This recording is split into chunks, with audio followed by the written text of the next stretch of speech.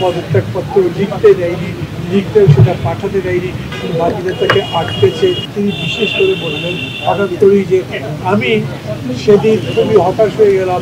আমার মিটিংয়ের মধ্যে যখন উপদেষ্টা পরিবেশের সঙ্গে বসছি, আমার মনে হলো আমি এতদিন ধরে যেগুলো করছি এগুলো কোনোটাতেই সফল হতে পারবো না, সবই ব্যর্থ হয়ে যাবে, সংস্কারও হবে না, ঠিকমতো নির্বাচন করতে পারবো না।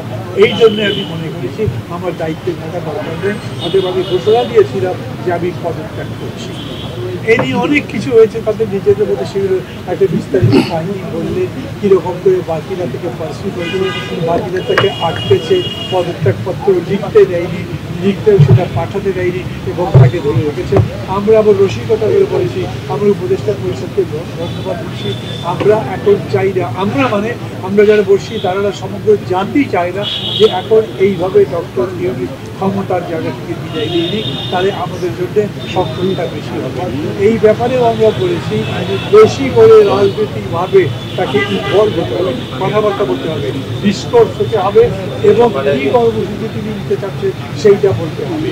বেসিক্যালি যেহেতু রাজনীতিটা হচ্ছে নির্বাচন সামনে, সেই নির্বাচনের রোডম্যাপ তার বলা উচিত এবং তিনি কীরকম করে নির্বাচন করতে চান, তার ডেডলাইন কবে সেই সম্পর্কে তার বলা উচিত।